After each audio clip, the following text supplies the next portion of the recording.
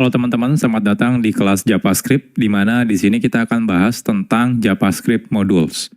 Sebelum kita mulai ke materi, kita akan kenalan dulu ya. Jadi nama saya adalah Eko Kurniawan Kanedi. Saat ini saya kerja sebagai Technical Architect di salah satu e-commerce terbesar di Indonesia. Saya sendiri sudah kerja lebih dari 10 tahun, dan biasanya di sela-sela kesibukan saya bekerja, saya biasanya menyempatkan diri berbagi konten soal programming di website Programmer Zaman Now atau di YouTube channel Programmer Zaman Now. Kalau teman-teman ingin diskusi secara langsung dengan saya, teman-teman bisa kontak saya lewat Telegram ya. Saya sering aktif di sana. Atau jangan lupa juga follow sosial medianya Programmer Zaman Now, ada di Facebook, Instagram, YouTube, dan juga ada di Telegram channel. Kalau teman-teman dari perusahaan teman-teman misalnya butuh konsultasi, entah itu mengadakan training, pelatihan, atau konsultasi, nah teman-teman bisa kontak lewat email pribadi saya. Oke, jadi ini materinya bukan materi JavaScript dasar, jadi pastikan sebelumnya teman-teman sudah belajar kelas-kelas yang sudah saya buat sebelumnya. Yang pertama, teman-teman harus sudah belajar dulu tentang HTTP, ya. Lalu teman-teman juga sudah belajar tentang JavaScript dasar, JavaScript Object Oriented Programming, dan yang terakhir adalah JavaScript Standard Library. Nah, ini semua sudah saya buat kelasnya, jadi pastikan teman-teman sudah tonton ya kelasnya dan pelajari kelas-kelas sebelumnya ini. Kalau teman-teman sudah selesai menyelesaikan semua kelas ini, oke. Next-nya kita akan belajar tentang JavaScript Modules. Nah, ini agendanya lumayan banyak. Nanti kita akan berkenalan dengan JavaScript modul itu apa. Nanti kita akan coba menggunakan live server. Lalu kita akan bandingkan perbedaan tanpa menggunakan modul dengan menggunakan modul, perbedaannya apa. Lalu kita akan belajar yang namanya export dan juga import, lalu alias, dan lain-lain. Banyak sekali yang akan kita bahas di materi ini. Oke, nggak usah berlama-lama ya intronya, kita akan langsung masuk ke materi.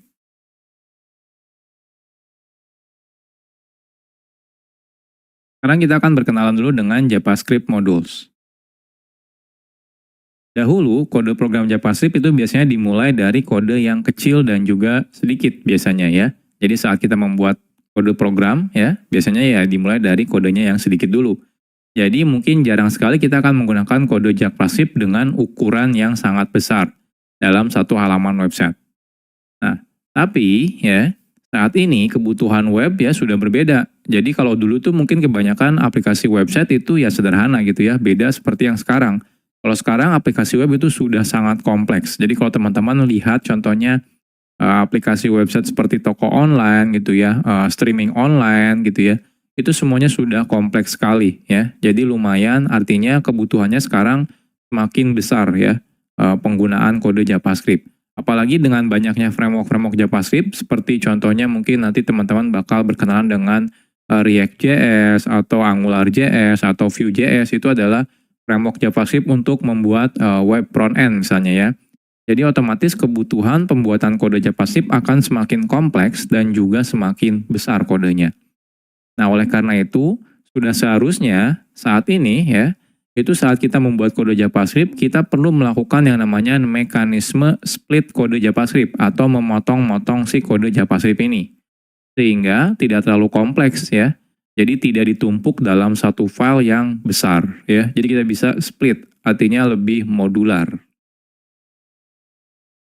Oke. Jadi inilah salah satu tujuan adanya fitur JavaScript Modules. JavaScript Modules sendiri ini adalah fitur yang lumayan modern sebenarnya ya. Jadi kalau teman-teman masih menggunakan browser versi lama, mungkin beberapa browser tidak mendukung JavaScript Modules gitu ya. Jadi JavaScript Modules ini merupakan fitur di mana kita bisa membuat modul ya, yaitu adalah kode JavaScript yang bisa digunakan ulang ya untuk kode JavaScript. Jadi biasanya kan kalau kita bikin kode JavaScript mungkin di dalam satu file, ya anggap saja file-file tersebut adalah modul ya. Jadi JavaScript Modules ini diawali sebenarnya dari teknologi yang namanya Node.js. Nah selanjutnya banyak library yang akhirnya mengadopsi penggunaan JavaScript modul yang dilakukan di Node.js gitu ya. Nah agar bisa berjalan di web browser tanpa menggunakan Node.js. Nah, contohnya ada library yang namanya Common.js, ada library namanya AMD, ada Require.js. Itu semua mereka melakukan mekanisme seperti mengadaptasi ya modul yang biasa digunakan oleh si Node.js. Nah, tapi sekarang itu tidak perlu lagi nih kita melakukan menggunakan library Common.js, AMD, Require.js. Kenapa? Karena browser-browser modern sekarang sudah mendukung yang namanya JavaScript modules gitu ya. Nah, tapi ya Harus hati-hati nih kalau teman-teman masih menggunakan browser yang lama gitu ya. Contohnya menggunakan Internet Explorer. Itu sampai sekarang sudah tidak support ya JavaScript modules. Makanya si Microsoft itu sudah mengganti Internet Explorer menjadi Microsoft Edge. Kalau Microsoft Edge itu sudah mendukung yang namanya JavaScript modules. Tapi kalau teman-teman masih menggunakan Internet Explorer, maka dia belum mendukung tentang JavaScript modules. Nah, jadi secara garis besar, ada dua kata kunci yang biasa digunakan dalam JavaScript modules, yaitu kata kuncinya adalah import dan juga export. Nanti untuk lebih detailnya kita akan bahas di chapter-chapter tersendiri ya. Jadi sederhananya adalah import itu merupakan kata kunci yang digunakan untuk mengambil sesuatu dari JavaScript modul. Ya. Nah, sedangkan export itu digunakan sebagai kata kunci yang digunakan untuk memberitahu kalau di dalam modul ini bagian mana yang ingin kita expose keluar, sehingga bisa diimport dari luar modul. Jadi kurang lebih seperti ini ya JavaScript modul. Nah, tenang aja kalau teman-teman masih bingung, nanti tiap chapter kita akan bahas lebih detail gitu ya. Jadi dari mulai pertama nanti kita akan coba bandingkan ya perbedaannya tanpa modul dan menggunakan modul sampai bagaimana cara menggunakan JavaScript modules.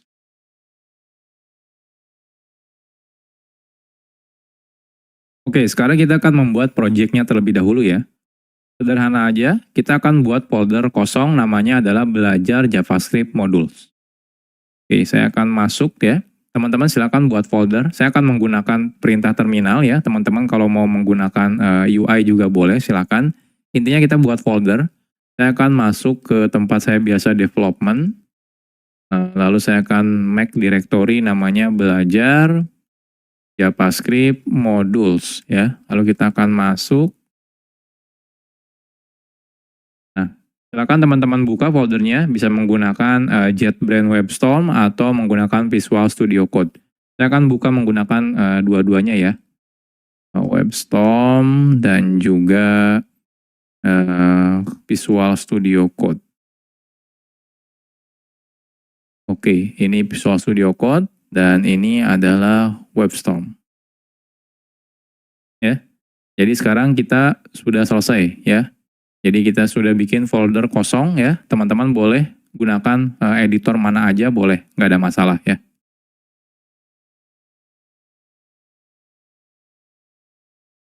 Oke, sekarang kita akan bahas tentang live server.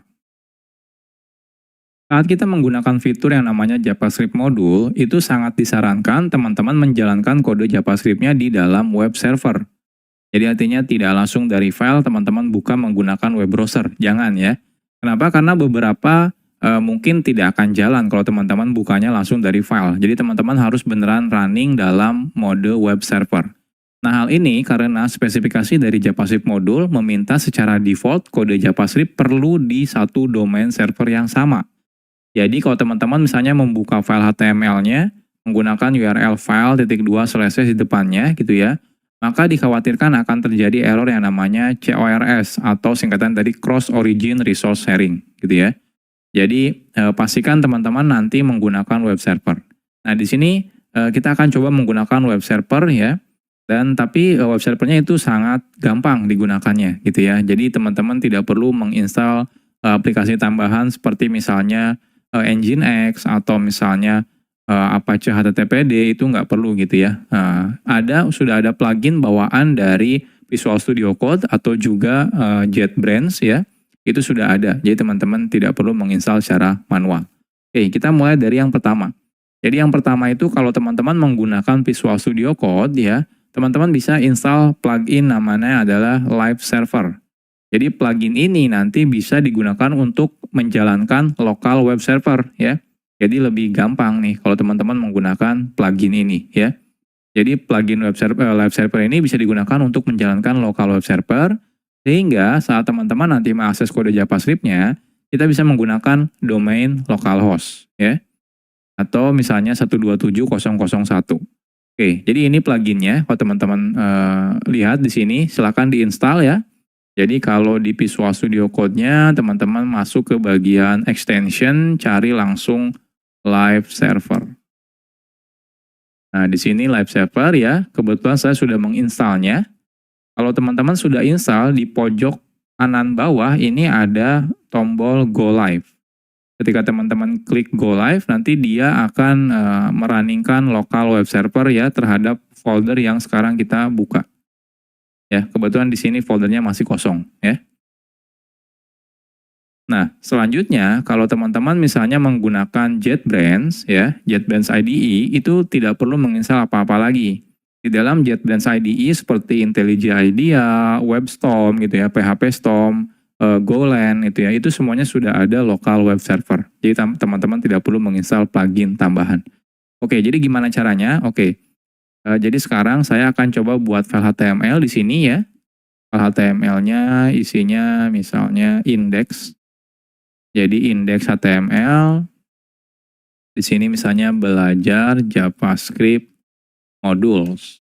Oke, saya perbesar. Nah, seperti ini ya. Saya save. Nah, di Visual Studio Code juga sudah ada nih index.html. Saya perbesar dulu. Oke. Setelah ini teman-teman kalau di Visual Studio Code dulu ya, kita klik yang tombol Go Live ini. Ketika saya klik, nah lihat dia otomatis membuka browser. Browsernya ini langsung buka 127.0.0.1 di portnya 5500. Ini udah otomatis jalan menggunakan local web server ya. Nah, bahkan dia bisa auto reload. Jadi kalau teman-teman di sini edit gitu ya, saya tambahkan H1 misalnya belajar JavaScript modules, saya save ya. Nah, lihat dia langsung reload, berubah ya. Perubahannya langsung kelihatan di sini. Jadi ini enaknya kalau menggunakan live server. Nah, kalau teman-teman menggunakan WebStorm, itu ketika teman-teman buka file HTML, nah di pojok kanan atas di sini ada tombol untuk menjalankan dalam mode live server. Jadi cukup klik misalnya Google Chrome ya. Jika saya klik Google Chrome di sini, nah dia akan buka Google Chrome. Agak berbeda. Contohnya di sini hostnya menggunakan localhost, portnya 63342, mungkin berbeda ya. Dia biasanya random, beda seperti yang di Visual Studio Code, dia portnya 5500. Kalau yang di JetBrains dia random biasanya. Lalu di sini diikuti dengan nama foldernya biasanya. Kalau di sini enggak. Ya, nggak ada nama foldernya. Tapi kalau di sini ada nama foldernya. Tapi dia tetap ada hot reload-nya ya. Jadi kalau teman-teman ubah, ini saya ubah 2 baris, saya save, saya buka browser, nah lihat, dia otomatis hot reload ya. Jadi langsung ke reload seperti ini ya. Jadi ini mulai sekarang, jadi saya tidak akan menjelaskan lagi ya. Jadi saya pastikan kalau teman-teman nanti menggunakan belajarnya ya di JavaScript modul ini, pastikan selalu menggunakan local web server. Jadi saya ajarkan live server, kenapa? Karena ini yang paling mudah. Teman-teman tidak perlu menginstal aplikasi tambahan.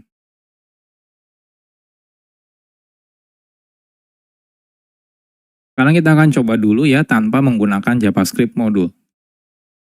Sebelum kita membahas tentang JavaScript modul, sekarang kita akan coba dulu ya membuat kode program JavaScript tapi tidak menggunakan JavaScript modul. Nah, saat kita membuat file JavaScript, lalu kita load file JavaScript tersebut ya, menggunakan HTML contohnya, secara default kode JavaScript tersebut bisa langsung diakses. Baik itu misalnya di dalamnya ada variabel atau function atau class, itu secara default bisa langsung diakses ketika kita include ya ke dalam si HTML menggunakan script source misalnya, seperti itu. Oke, misal saja kita punya kode JavaScript seperti ini. Jadi kita punya namanya library.js. Isinya ada 2 function, say hello dan say goodbye. Oke, kita akan coba. Jadi di sini saya akan buat satu folder ya, nama foldernya adalah scripts. Nah, di sini kita akan buat JavaScript file namanya library. Jadi kita akan buat function yang namanya say hello, name,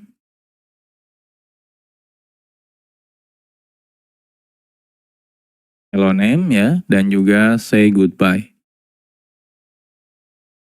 Isinya goodbye name, seperti ini ya. Nah, selanjutnya kita akan coba load si library ini ya. Jadi kita akan gunakan library ini ya, kita load menggunakan script source script/library misalnya ya.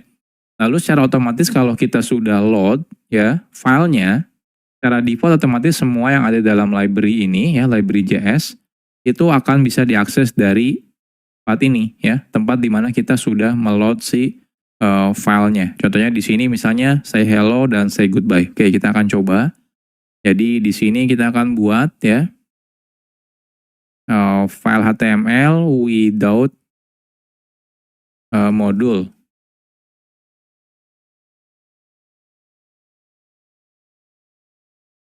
Oke, jadi di sini kita buat dulu script, source-nya kita ambil scripts/library.js ya. Lalu di sini kita say hello, misalnya echo, say goodbye, echo, seperti ini ya. Nah, kita lihat apa yang terjadi. Inspect.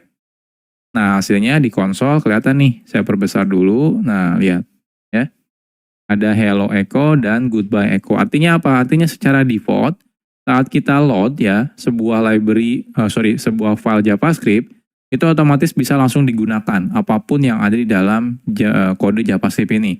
Entah itu function di sini, teman-teman bikin variabel contohnya misalnya ya. Bikin variabel name sama dengan contohnya echo seperti ini ya. Lalu di sini kita akan coba console.info name seperti ini. Nah, lihat di sini keluar ya, echo ya. Artinya apa? Artinya name ini bisa walaupun di sini tidak ada variabel name, tapi karena dia ada di library.js, jadi otomatis dia bisa digunakan. Ini behavior default ya kalau kita meload file JavaScript. Jadi semuanya bisa diakses. Ini kadang-kadang agak sedikit berbahaya, apalagi kalau kita meload misalnya beberapa library JavaScript gitu ya, beberapa file JavaScript, ternyata ada beberapa function yang sama atau juga nama variabel yang sama. Otomatis akan terjadi bentrok. Ya. Ya, salah satunya inilah kenapa kita butuh yang namanya JavaScript modules.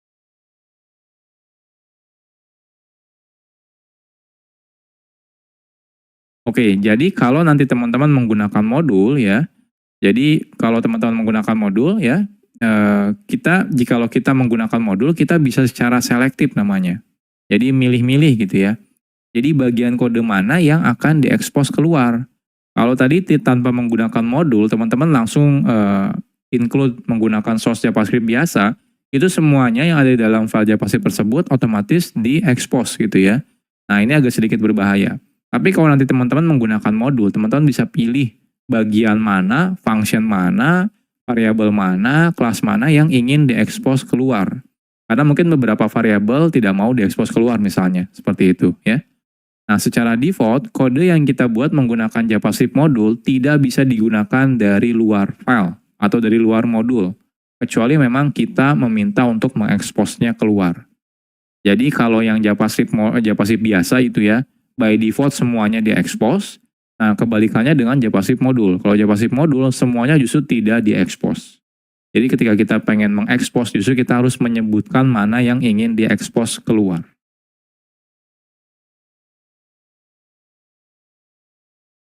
Sekarang kita akan coba buat JavaScript modul. Membuat modul itu sangat sederhana. Kita cukup membuat file JavaScript seperti biasa aja gitu ya. Jadi nggak ada perbedaan sebenarnya saat teman-teman bikin file JavaScript biasa sama JavaScript modul. Yang membedakan adalah saat kita justru meload file JavaScript-nya dari HTML. Kita tidak lagi menggunakan tipenya JavaScript lagi, melainkan tipenya adalah modul ya. Jadi kan biasanya kita script type JavaScript, defaultnya kita ganti menjadi script type modul ya. Oke. Nah, sebelum kita lanjut, nah teman-teman jangan sampai bingung ya. Jadi di sini saya mau bahas tentang file yang JavaScript dan juga modul JavaScript. Jadi kalau teman-teman nanti ketemu dengan file yang namanya .mjs, sebenarnya itu adalah file JavaScript juga ya. Nah, karena file JavaScript modul sebenarnya sama dengan file JavaScript biasa, kadang developer sering membedakan nama filenya antara JavaScript biasa dengan JavaScript modul ya. Biasanya kalau JavaScript modul, developer biasanya menggunakan file namanya .mjs ya. Jadi modul JavaScript. Nah, hal ini sebenarnya tidak ada kewajiban. Jadi teman-teman boleh tetap menggunakan .js atau kalau pengen beda nih biar kelihatan ya, ini kalau ini adalah kode modul gitu ya. Jadi kita pakainya MJS, itu nggak ada masalah. Tapi intinya tidak ada kewajiban.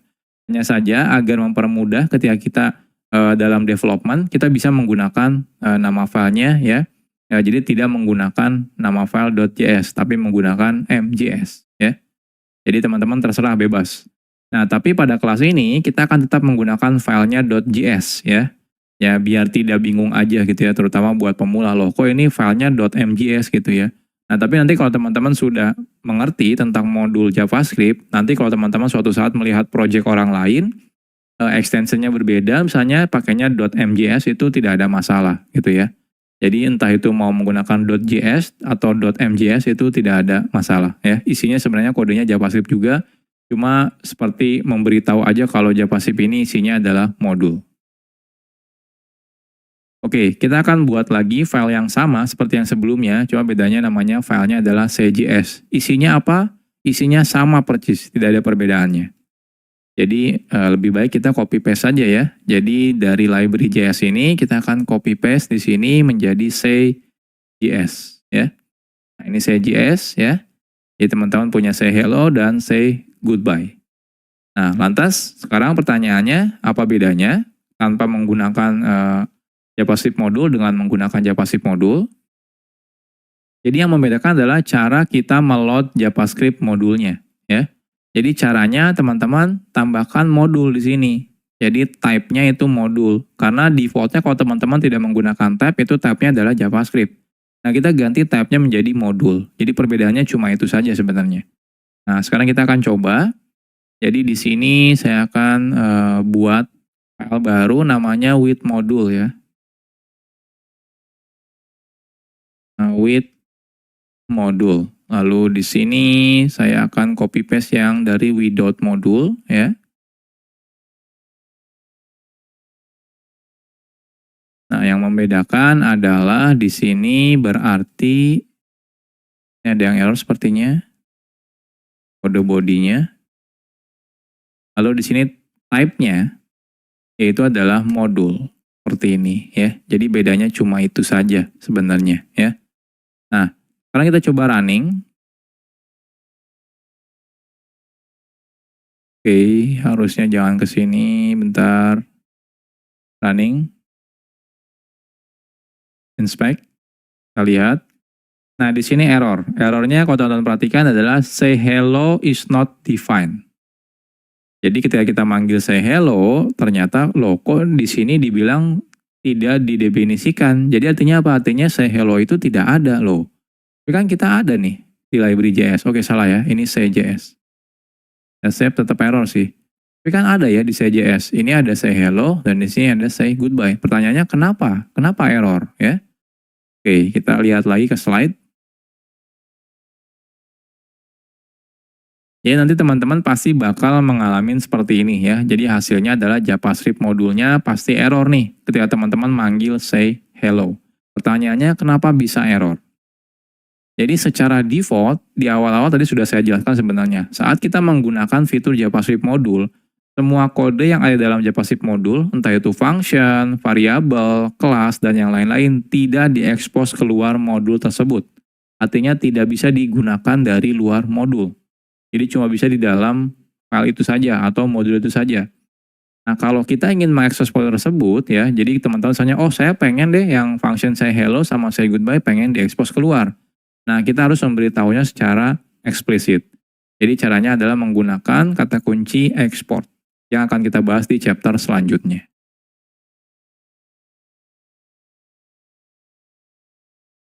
Sekarang kita bahas tentang export. Export itu merupakan kata kunci yang digunakan untuk mengekspos kode yang ada dalam modul ya. Jadi mengekspos keluar. Nah, export itu biasanya ditambahkan di awal sebuah variabel kah, function atau juga kelas. Jadi ketika teman-teman membuat function, depannya kasih export kalau teman-teman merasa ingin mengekspos function ini keluar modul. Artinya apa? Artinya bisa digunakan di luar modul ya. Oke, contohnya yang sebelumnya, contohnya kita punya yang say hello dan say goodbye.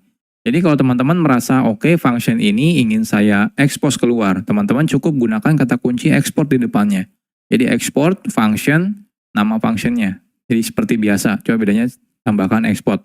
Nah, defaultnya kalau teman-teman tidak tambahkan export, maka dia tidak diekspos keluar. Ya, makanya di awal tadi kita ketika manggil say hello itu error. Kenapa? Ya karena tidak diekspos keluar.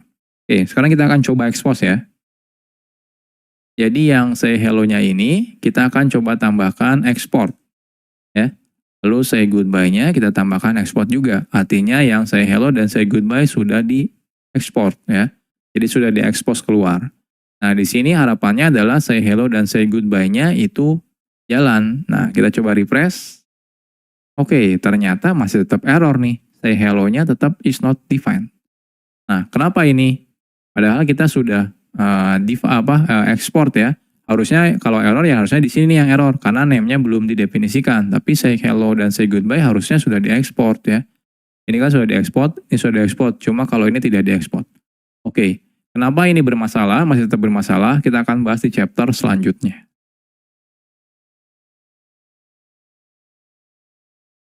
Oke, sekarang kita bahas tentang import. Export itu digunakan untuk mengekspos kode yang ada di dalam modul ke luar modul. Nah, jikalau kita ingin menggunakan kode yang sudah diekspos yang dari modul tersebut, kita perlu menggunakan kata kunci yang namanya import. Makanya yang sebelumnya tetap error, kenapa? Karena kita belum melakukan import ya. Jadi wajib melakukan import terlebih dahulu. Nah, cara menggunakan kata kunci import ini sederhana. Caranya seperti berikut. Jadi cukup gunakan kata kunci import. Kalau cuma satu, teman-teman bisa langsung sebutkan nama yang akan diimportnya, misalnya nama functionnya, nama variabelnya, atau nama kelasnya. Kalau lebih dari satu, teman-teman bisa gunakan kurung kurawal. Kurung kurawal yang pertama apa, yang kedua apa, yang ketiga apa, dan seterusnya ya. Gunakan koma pemisahnya. Lalu kurung kurawal tutup, from, lalu di sini silakan sebutkan nama filenya, ya, nama file modulnya dari mana. Nah, modul hanya bisa digunakan di modul lain. Artinya apa? Artinya yang sebelumnya kan ketika kita bikin script itu defaultnya dia tipenya adalah JavaScript. Jadi teman-teman harus ganti ketika teman-teman menggunakan script, tipenya harus dijadikan modul lagi ya. Nah, saat menggunakan import kita tidak perlu lagi menambahkan script modul sort satu persatu ya. Karena sudah dihandle secara otomatis oleh si browser. Jadi ketika teman-teman menggunakan import, lalu lokasi file JS-nya, dia otomatis akan meload si file JavaScript modul tersebut. Jadi teman-teman tidak perlu menambahkan lagi tag script, habis itu type-nya modul, habis itu source-nya dari file modul yang mana itu nggak perlu lagi gitu ya. Oke, jadi contohnya, jadi yang sebelumnya kenapa masih error? Yang pertama tipenya teman-teman masih menggunakan default-nya yaitu JavaScript, jadi teman-teman harus ganti type-nya menjadi modul. Lalu di sini cara importnya adalah import ya, say hello, say goodbye, from. Nah ini. Titik itu berarti relatif ke file sekarang. Habis itu titik slash script, ada folder script, lalu slash say js. Ya. Oke, kita akan coba. Jadi di sini ini type-nya kan default-nya kalau teman-teman tidak definisikan type-nya JavaScript. Nah, kita ganti menjadi modul lagi. Harus sama gitu ya. Nah, selanjutnya ini kalau saya save. Nah, lihat di sini masih tetap error. Kenapa? Karena say hello-nya belum kita import. Jadi teman-teman harus gunakan import ya. Lalu di sini say hello, say goodbye, lalu from. Nah, from-nya dari mana? From-nya harus menggunakan nggak boleh langsung gini ya. Script say js. Nah, kalau seperti ini error ya. Errornya apa? Diberitahu. Kalau misalnya mau menggunakan modul itu harus relatif reference ya. Jadi seperti pakai slash atau titik slash ya, atau titik-titik slash seperti ini. Jadi kalau saya pengen dari file tempat file HTML saya lalu masuk ke dalam folder jadi titik slash seperti ini ya. Ini saya save. Nah, lihat sukses ya. Nah, cuma info name-nya ini nggak keluar. Kenapa nggak keluar di sini? Karena tidak saya expose di sini ya. Tidak saya expose di say.js-nya. Selain itu juga di sini tidak saya import ya. Jadi kalau di sini teman-teman paksa import name seperti ini akan error gitu ya. Jadi kita melakukan request name tapi ternyata dia tidak diekspor dari modulnya seperti ini ya. Nah, kecuali teman-teman export nih name-nya. Nah, di sini export seperti ini ya. Nah, ini baru jalan nih console info name-nya keluar ya. Echo seperti ini. Jadi sederhana ya menggunakan JavaScript modul itu. Cukup di file modulnya teman-teman lakukan export dan di tempat yang teman-teman butuhkan lakukan import.